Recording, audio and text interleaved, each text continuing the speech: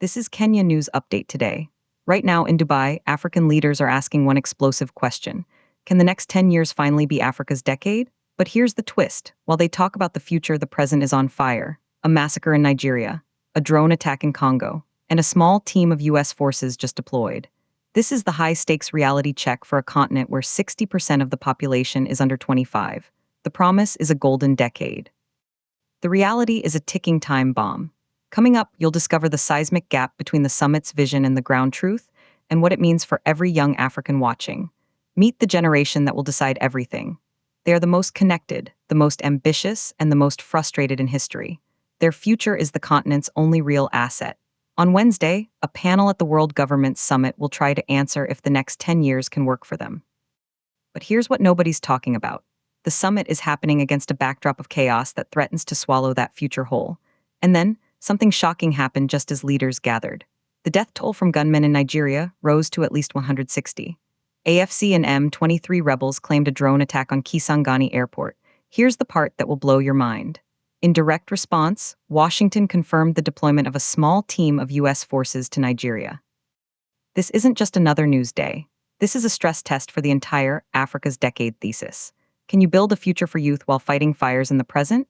For 9 years, leaders have promised a demographic dividend, a youth bulge that will power economies. But the contrast is brutal. Panel discussions in air-conditioned Dubai halls versus mothers in Minneapolis strengthening their community with Somali tea, an ocean away from home. It's the story of aspiration versus displacement.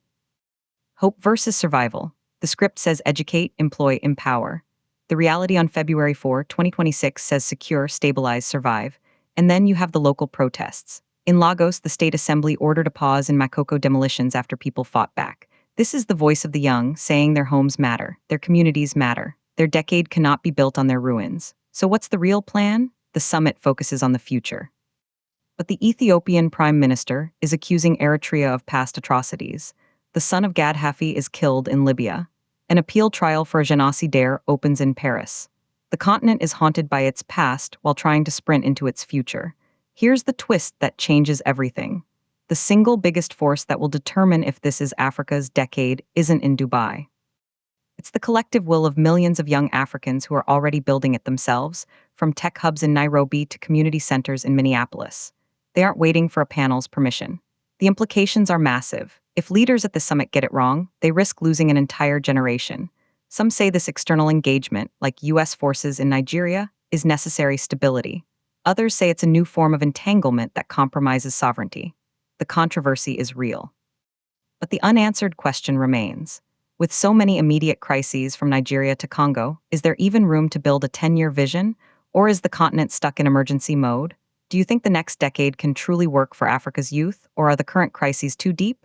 Drop your take in the comments. This was Kenya News Update today. Subscribe for more on the stories shaping our future.